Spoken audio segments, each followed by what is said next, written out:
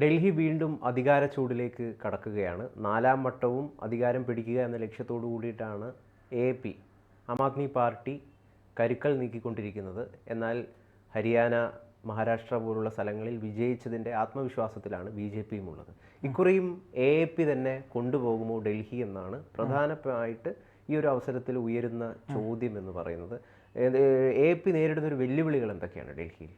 അല്ല, AAP ഇപ്രാവശ്യം എല്ലാ വർഷത്തേക്കാൾ കൂടുതൽ വെല്ലുവിളി ഈ പ്രാവശ്യമാണ് AAP ഡൽഹിയിൽ നേരിടുന്നത് എന്നതാണ് സത്യം. കാരണം അരവിന്ദ് കെജ്രിവാളിൻ്റെ അരവിന്ദ് കെജ്രിവാൾ ഒരു അഴിമതി കേസിൽ അറസ്റ്റിലാവുകയും ആ അഴിമതി കേസുമായി ബന്ധപ്പെട്ട് AAP ആദ്യം നടത്തിയ പ്രചാരണങ്ങൾ എന്തൊക്കെയായിരുന്നു? ഇതൊരു കള്ളക്കേസാണ്, BJP രാഷ്ട്രീയ വൈരാഗ്യം തീർക്കുന്നതാണ്, ED, CBI ഒക്കെ ഇവരുടെ ചൊൽപ്പടിക്ക് നിൽക്കുന്ന ആളുകളാണ് എന്നൊക്കെയായിരുന്നു പറഞ്ഞുകൊണ്ടിരുന്നത്. പക്ഷേ ഇതൊക്കെ പരിശോധിച്ച കോടതി, ഡൽഹി ഹൈക്കോടതിയും അതുപോലെ തന്നെ ബഹുമാനപ്പെട്ട സുപ്രീം കോടതിയും ആദ്യഘട്ടങ്ങളിലൊന്നും തന്നെ ഈ പറയുന്ന ആം ആദ്മി പാർട്ടിയുടെ നേതാവിന് അഥവാ അവിടുത്തെ മുഖ്യമന്ത്രി അരവിന്ദ് കെജ്രിവാളിന് ജാമ്യം നൽകാൻ തയ്യാറായില്ല.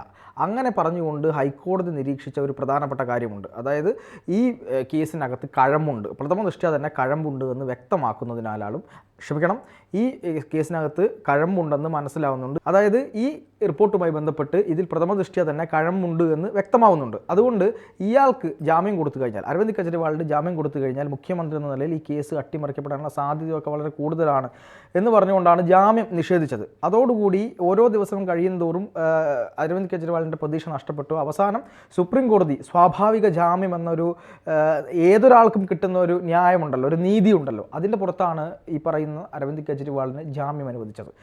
അതോടുകൂടി തന്നെ ഈ ആം ആദ്മി പാർട്ടിയുടെ അഴിമതി രാഷ്ട്രീയം ഡൽഹിയിൽ വല്ലാതെ ചർച്ചയാവുന്നുണ്ട്. നേരത്തെ ഗൗതം എന്നോട് പറഞ്ഞ പോലെ ഫ്രീബി പൊളിറ്റിക്സിൻ്റെ ഒരു നാടാണല്ലോ ഡൽഹി എന്ന് പറയുന്നത്. അതായത് സൗജന്യമായിട്ട് വെള്ളം കിട്ടുന്നുണ്ട്, കറണ്ട് കിട്ടുന്നുണ്ട്, പബ്ലിക് ട്രാവൽ, അതുമായി ബന്ധപ്പെട്ട് ഈ യാത്രകളുമായി ബന്ധപ്പെട്ടുള്ള സൗജന്യ സേവനമുണ്ട്. ഇവിടെ നമുക്ക് കറണ്ട് നമ്മൾ KSEBിയിൽ നിന്ന് മാത്രമേ നമുക്ക് വാങ്ങാൻ പറ്റുള്ളൂ. പക്ഷേ കറണ്ട് മറ്റിടത്ത് അങ്ങനെയല്ല. അതായത് കറണ്ടുമായി ബന്ധപ്പെട്ട് പല കമ്പനികളുടെ കറണ്ടും നമുക്ക് എന്ത് ചെയ്യാൻ പറ്റും? പല റിലയൻസ് ഉൾപ്പെടെയുള്ള പല കമ്പനികളുടെ കറണ്ടും നമ്മളിവിടെ വോഡഫോൺ ഐഡിയ ഒക്കെ റീചാർജ് ചെയ്യുന്നത് പോലെ, എയർടെലൊക്കെ റീചാർജ് ചെയ്യുന്നത് പോലെ പലവിധ ഓഫറുകളിൽ നമുക്ക് വാങ്ങാൻ ഇവിടെ ലഭ്യമാണ്, ഡൽഹിയിൽ ലഭ്യമാണ്. ഇത്തരത്തിലുള്ള കാര്യങ്ങളൊക്കെ അവിടെ ഉള്ളത് കൊണ്ട് ആളുകൾക്ക് നല്ല വിദ്യാഭ്യാസം, ക്വാളിറ്റിയുള്ള വിദ്യാഭ്യാസം കൊടുക്കുക, വിദ്യാഭ്യാസ സ്ഥാപനങ്ങൾ നല്ല രീതിയിൽ കൊണ്ടുപോകുക, ഇതൊക്കെ AAP ചെയ്തൊരു കാര്യമായിരുന്നു. പക്ഷേ അവരുടെ മർമ്മപ്രധാനമായിട്ടുള്ള യാത്രാ സൗകര്യം അത് കൊടുത്തു. പക്ഷെ ഇവരുടെ മർമ്മപ്രധാനമായ ആശയം എന്തായിരുന്നു? എന്താണ് AAP ഉണ്ടാവാനുള്ള കാരണം? എന്താണ്? അഴിമതി രാഷ്ട്രീയമായിരുന്നല്ലോ. അഴിമതിക്കെതിരെ അണ്ണാ ഹസാരെ സമരം ചെയ്തതിനോടൊപ്പം ചേർന്ന് നിന്നുകൊണ്ട് വന്ന ആളാണ് അരവിന്ദ് കെജ്രിവാൾ. പിന്നീട് വന്ന കാര്യങ്ങൾ, അരവിന്ദ് കെജ്രിവാൾ എന്താണ് ഇദ്ദേഹത്തെ കുറിച്ച് പ്രതികരിച്ചത് എന്നുള്ള കാര്യവും നമ്മൾ കണ്ടതാണ്. അതെ, അതും നമ്മൾ കണ്ടതാണ്. പക്ഷെ അരവിന്ദ് കെജ്രിവാളിന്റെ പൊളിറ്റിക്കൽ നയം എന്ന് പറയുന്നത് ഒരു ഭാഗത്ത് ഫ്രീബി പൊളിറ്റിക്സ് നടത്തുകയും മറുഭാഗത്ത് അഴിമതിക്കെതിരെ എന്ന് പറഞ്ഞുകൊണ്ട് ഏറ്റവും വലിയ അഴിമതിയിലേക്ക് ഡൽഹിയെ കൊണ്ടുപോവുകയും ചെയ്തു. അതാണ് നമ്മൾ മനസ്സിലാക്കേണ്ടത്.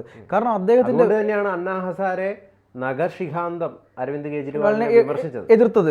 ഇവിടെ നോക്കൂ, ഡൽഹിയുമായി ബന്ധപ്പെട്ട് അരവിന്ദ് കെജ്രിവാളിൻ്റെ വസതി മോടി പിടിപ്പിക്കാൻ വേണ്ടി കോടിക്കണക്കിന് രൂപയാണ് ചെലവഴിച്ചത്. അവിടെ 2 നീന്തൽക്കുളം, അതുപോലെ തന്നെ ഏറ്റവും വില കൂടിയ ഫേർണിച്ചറുകൾ. പക്ഷെ ഇവിടെ അതൊക്കെ ശരിയാണെങ്കിലും പക്ഷെ ഇവിടെ ഉയർന്നു കേൾക്കുന്നൊരു ക്ഷേമ പദ്ധതികൾ ഒഴുക്കിക്കൊണ്ട് അധികാരം എങ്ങനെ പിടിക്കാം എന്നാണ് യഥാർത്ഥത്തിൽ ഡൽഹിയിൽ AAP ജനങ്ങൾക്ക് മുമ്പിൽ അവതരിപ്പിച്ചൊരു വലിയൊരു തന്ത്രം എന്ന് പറയുന്നത്. അത് തന്നെ ഇക്കുറി വീണ്ടും പയറ്റിക്കൊണ്ട് ഈ ഭരണവിരുദ്ധ വികാരങ്ങളെ മുഴുവൻ അട്ടിമറിക്കാനുള്ള, അതിനെ മുഴുവൻ നിഷ്പ്രഭമാക്കാനുള്ള ശ്രമങ്ങൾ നടക്കുമോ എന്നുള്ള ചോദ്യങ്ങളാണ് വ്യാപകമായിട്ട് ഉയരുന്നത്. അതൊന്ന്. രണ്ടാമത്തെ ഒരു കാര്യം, കോൺഗ്രസിൽ നിന്ന് തന്നെ വിട്ടുനിൽക്കുകയാണ് ഇപ്പോൾ AAP എന്ന് പറയുന്നത്. അവരുടെ പല അഭിപ്രായങ്ങളും ഇതുമൊക്കെ നമ്മൾ കാണുകയാണെങ്കിൽ അവർ പരസ്പരം ഇന്ത്യ സഖ്യവുമായിട്ട് യാതൊരു തരത്തിലുള്ള ബന്ധവുമില്ല എന്ന് അവർ വ്യക്തമാക്കി കഴിഞ്ഞു. അല്ല, ഇതിൽ ഏറ്റവും പ്രധാനപ്പെട്ട കാര്യം ഗൗതം പറഞ്ഞതുപോലെ ഈ ഫ്രീബി പൊളിറ്റിക്സും അതുപോലെ തന്നെ ക്ഷേമരാഷ്ട്രീയവും ഒക്കെ അവരെ തുണയ്ക്കുമെന്ന് AAPക്ക് പോലും ഉറപ്പില്ല. ഞാനത് പറഞ്ഞതിൻ്റെ കാരണം എന്താണെന്നറിയോ? കാരണം AAP ഇപ്പോൾ ഒരു സനാതൻ രക്ഷ വേദി ഉണ്ടാക്കിയിട്ടുണ്ട്. അതിന്റെ കാരണം എന്താണ്? BJPക്ക് ബദലായതെന്നുകൊണ്ട് ഒരു സനാതന രാഷ്ട്രീയം ഉയർത്തിപ്പിടിക്കണമെന്നതിന്റെ പുറത്ത് ഈ പറഞ്ഞ അരവിന്ദ് കെജ്രിവാൾ, അത് മുൻപ് BJPയെയും അതുപോലെ തന്നെ ഹിന്ദു പൊളിറ്റിക്സിനെയും വിമർശിച്ചിരുന്ന അരവിന്ദ് കെജ്രിവാൾ പിന്നീട് അയോധ്യയ്ക്ക് പോകുന്നത് കണ്ടു. അയോധ്യയുമായി ബന്ധപ്പെട്ട് വലിയ പ്രഖ്യാപനങ്ങൾ നടത്തുന്നത് കണ്ടു. ജയിലിൽ നിന്ന് പുറത്തിറങ്ങിയ അത് തന്നെ ക്ഷേത്രം സന്ദർശിക്കുന്നത്, അതെ, അങ്ങനെയുള്ള കാര്യങ്ങളൊക്കെ ഉണ്ട്. അപ്പോൾ BJPക്ക് ബദലായിക്കൊണ്ടൊരു ഒരു സനാതൻ ധർമ്മ രക്ഷാവേദിയോ അങ്ങനെ ഒരു സംഘടന അദ്ദേഹം ഉണ്ടാക്കിയിട്ടുണ്ട്. ഇതൊക്കെ ചൂണ്ടിക്കാണിക്കുന്നത് AAPക്ക് വളരെ കൃത്യമായ ഭയം ഡൽഹിയിലുണ്ട് എന്നുള്ളത് തന്നെയാണ്. അവിടെ BJP കൃത്യമായി ചില കളികൾ കളിക്കുന്നുണ്ട്. BJP അവിടെ കൃത്യമായി ഇടപെടുന്നുണ്ട്. കേന്ദ്രം ഭരിക്കുന്ന പാർട്ടിയാണ്. അവിടെ ഏത് തരത്തിൽ അവിടെ വികസനം കൊണ്ടുവരണമെന്നത് BJPക്ക് അറിയാം. ഈ പറയുന്ന ഫ്രീ ബി പൊളിറ്റിക്സ് ഒന്നും എടുത്തു മാറ്റിക്കൊണ്ടൊരു രാഷ്ട്രീയം സാധ്യമല്ല എന്ന് ആർക്ക് മനസ്സിലായി? BJPക്ക് മനസ്സിലായി. നരേന്ദ്രമോദി പറഞ്ഞുകൊണ്ടിരുന്നത് എന്തായിരുന്നു? ഫ്രീ ബി പൊളിറ്റിക്സ് ഒരു രാജ്യത്തെ ഇല്ലായ്മ ചെയ്യും എന്നായിരുന്നു പറഞ്ഞത്. പക്ഷേ നരേന്ദ്രമോദിക്ക് പോലും വ്യക്തമായി ഫ്രീ ബി പൊളിറ്റിക്സ് ജനങ്ങൾക്ക് ഏറ്റവും കൂടുതൽ അവർ ആക്സെപ്റ്റ് ചെയ്യുന്ന കാര്യമാണ് എന്ന് മനസ്സിലായതിൻ്റെ അടിസ്ഥാനത്തിലാണ് മഹാരാഷ്ട്രയിലെ വളരെ വലിയൊരു ഭരണവിരുദ്ധ വികാരമുണ്ടായിരുന്നു. ഈ ബാൽ താക്കറെക്കെതിരെ, ബാൽ താക്കറെ കുടുംബത്തിനെ വരെ വിഭജിച്ചുകൊണ്ട് ഒരു രാഷ്ട്രീയം, നാറിയ രാഷ്ട്രീയമാണ് BJP കളിച്ചത് എന്ന് പറഞ്ഞതിൻ്റെ അടിസ്ഥാനത്തിൽ ആ മഹാരാഷ്ട്രയിലുള്ള ഭരണവിരുദ്ധ വികാരത്തെ എങ്ങനെയാണ് BJP മറികടന്നത്? അവിടെ 6 മാസം മുമ്പ് ഇവർ ഫ്രീ ബി പൊളിറ്റിക്സ് ഈ രാഷ്ട്രീയം പരീക്ഷിച്ചു. സൗജന്യമായി പല കാര്യങ്ങളും കൊടുത്തു. ആളുകൾക്ക്, വീട്ടമ്മമാർക്ക് 2000 രൂപ കൊടുക്കുന്ന പദ്ധതി പ്രഖ്യാപിച്ചു. ഈ പദ്ധതികളാണ്, ജനപ്രിയ പദ്ധതികളാണ് ആര് അധികാരത്തിൽ എത്തിച്ചത്? BJP അധികാരത്തിൽ എത്തിച്ചത്. അതുപോലെ തന്നെ BJPക്ക് മറ്റൊരു ക്വാളിറ്റി കൂടിയുണ്ട്, ഹിന്ദു പൊളിറ്റിക്സ്. ആ ഹിന്ദു പൊളിറ്റിക്സ് കൂടെ ചേരുമ്പോൾ ഡൽഹിയിലെ രാഷ്ട്രീയം എങ്ങോട്ട് പോകുമെന്ന് നമ്മൾ കണ്ടറിയണം. നേരത്തെ ഇപ്പം നിലവിലിപ്പം 18 വയസ്സുള്ള സ്ത്രീകൾക്ക്, മുകളിൽ വയസ്സുള്ള സ്ത്രീകൾക്ക് 1000 രൂപയാണ് സഹായധനമായിട്ട് ഈ ഡൽഹി സർക്കാർ നൽകുന്നത്, മഹിളാ സമ്മാൻ യോജന പ്രകാരം. അതിപ്പോൾ 2100 രൂപയായിട്ട് ഉയർത്തുമെന്നാണ് ഇപ്പം കെജ്രിവാളിന്റെ പുതിയ വാഗ്ദാനം. അല്ല, ഇത്തരം വാഗ്ദാനങ്ങൾ അദ്ദേഹത്തിന് കൊടുക്കാൻ പറ്റും. പക്ഷേ മറുഭാഗത്ത് അദ്ദേഹം അഴിമതി നടത്തിയിരിക്കുന്നുവെന്നും മനീഷ് സിസോദി ഉൾപ്പെടെയുള്ള ആളുകളെല്ലാം തന്നെ പറഞ്ഞതിന് വിപരീതമായി ആശയാടിത്തറയിൽ നിന്ന് മാറിയിരിക്കുന്നുവെന്നും ഡൽഹിയിലെ ആളുകൾക്ക് മനസ്സിലായിട്ടുണ്ട്. ഡൽഹിയിലെ ആളുകൾ വളരെ കൃത്യമായി ചിന്തിച്ച് വോട്ട് ചെയ്യുന്ന ആൾക്കാരാണ്. അതും നമ്മൾ മനസ്സിലാക്കണം. ഇവിടെ അരവിന്ദ് കെജ്രിവാളിൻ്റെ ഒരു രാഷ്ട്രീയ തന്ത്രം എത്രത്തോളം ഇനി വിജയിക്കുമെന്നൊക്കെ ഉള്ളത് നമ്മൾ കാര്യമായിട്ട് തന്നെ പരിശോധിക്കേണ്ട ഒരു കാര്യമായിരിക്കും. കാരണം AAP ഒരു മുഖ്യ ശത്രുവായിട്ടൊക്കെ തന്നെ BJP കാണുന്നുണ്ട്.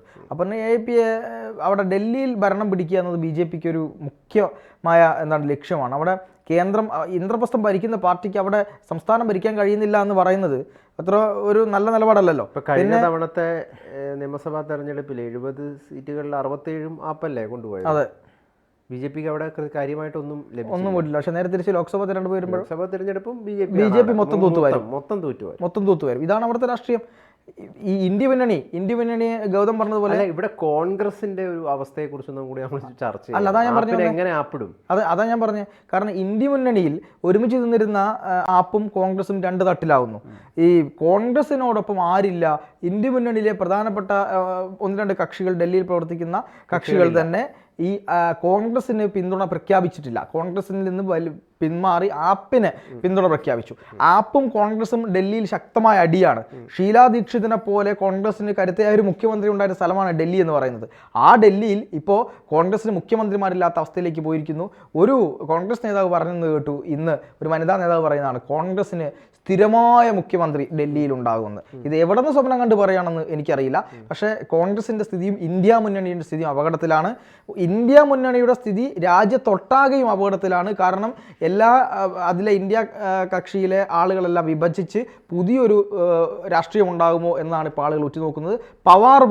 ശരത് പവാർ പോലും ഈ NCPയുടെ അധ്യക്ഷനാണല്ലോ, RSSനെ അനുകൂലിച്ചുകൊണ്ട് സംസാരിക്കുന്നു. കോൺഗ്രസിനെ ആളുകൾക്ക് ഇഷ്ടമല്ലാത്ത അവസ്ഥയിലേക്ക് പോകുന്നു. രാഹുൽ ഗാന്ധിക്ക് കഴിവില്ല എന്ന് പറയുന്നു. കോൺഗ്രസ് ഇതിലും കൂടി ശിഥിലമാവുകയാണെങ്കിൽ ഏതാണ്ട് തീരുമാനമാകും. അതേപോലെ തീരുമാനമാകും. മമതയെ മുന്നിൽ നിർത്തി കളിക്കാനാണ് ഇവർ ഉദ്ദേശിക്കുന്നത്. എന്തായാലും ഇന്ത്യ മുന്നണി ഡൽഹിയിലായാലും രാജ്യത്തായാലും ഒരു ശിഥിലീകരിക്കുന്ന രീതിയിലോട്ട് തന്നെയാണ് പോകുന്നത്.